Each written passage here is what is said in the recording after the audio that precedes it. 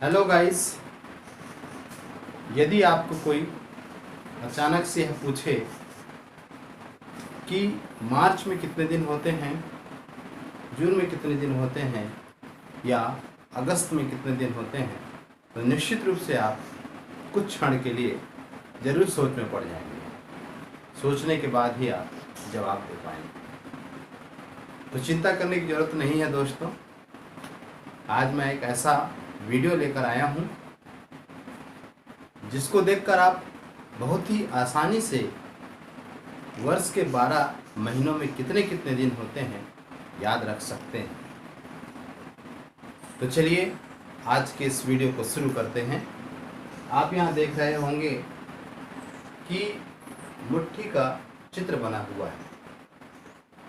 How to know the numbers of days in a month easily, कि किस प्रकार से हम किसी महीने में कितने दिन होते हैं उसे सरलता से याद रखें। तो दोस्तों, आपको मेरी इस मुट्ठी पर ध्यान देना है, या हम कह सकें कि calendar in our fist, calendar हमारी मुट्ठी में। यहाँ ध्यान दीजिएगा मेरी मुट्ठी पर कि ये जो पहला इन चार 1 2 3 4 इन चार उभरे हुए भागों को और 1 2 3 इन 3 दबे हुए भागों को ही आपको ध्यान देना है।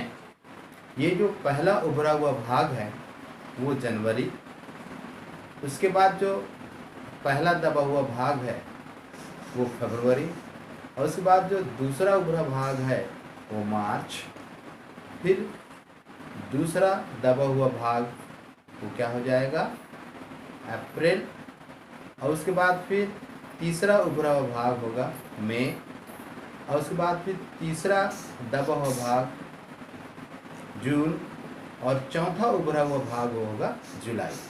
अब उसके बाद फिर से हमको रिटर्न आना है, तो इसी को हम अगस्त, फिर इस दबे हुए भाग को हम सितंबर, इस उभरे हुए भाग को हम अक्टूबर, इस दबे हुए भाग को हम नवंबर, और इस उभरे हुए भाग को दिसंबर। इस प्रकार से हमने साल के पूरे 12 महीनों की यहाँ पर हमने गिनती कर ली। अब जो रोचक चीज़ है, जो मज़ेदार चीज़ है वो ये है दोस्तों कि ये जो उभरे हुए भाग हैं 1 2 3 4 जुलाई तक, फिर अगस्त है ना, सितंबर अक्टूबर नवंबर दिसंबर, तो 1 2 3 4 उभरा हुआ हो गए 4 महीने, और 1 2 3 ये 7 महीने उभरे हुए हो गए, और 1 2 3 4 5 और 5 महीने जो है दबे हुए हो गए। तो जितने भी उभरे हुए भाग हैं, जितने भी उभरे हुए भाग में महीने का नाम आ रहा है उनमें 31 डेज होता है, माने 31 दिन होते हैं उस महीने। बहुत ही सरल तरीका है याद रखने का। और जो दबा हुआ जो भाग है, जो गड्ढे हैं, उनमें जिन महीनों का नाम आया उसमें 30 दिन होता है। याद रखेंगे फरवरी में 28 या 29 दिन होता है। आप सबको मालूम है कि जो लीप वर्ष होता है उसमें फरवरी में 29 दिन होता है, इसीलिए उस साल पूरे साल भर में कुल 366 दिन होते हैं, और बाकी अन्य में फिर 365 दिन होते हैं। तो याद रखेंगे दोस्तों, ये जो उभरे हुए भाग हैं और इनमें कौन कौन सा महीना आया है।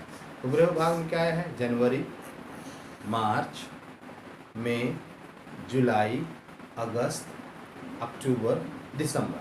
तो इतने जो उभरे हुए भाग हैं उनमें आपको 31 दिन याद रखना है।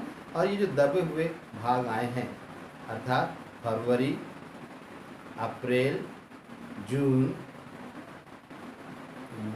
सितंबर, अक्टूबर, इनमें आपको 30 दिन याद रखना है। तो क्यों दोस्तों, बड़े आसान है ना याद रखना दिनों का संख्या। तो मेरे ख्याल से आपको समझ में आ गया होगा कि किस महीने में कितने दिन होते हैं, कैसे याद रखें। अब चलिए एक बार हम इस चित्र के बारे में चर्चा कर लें।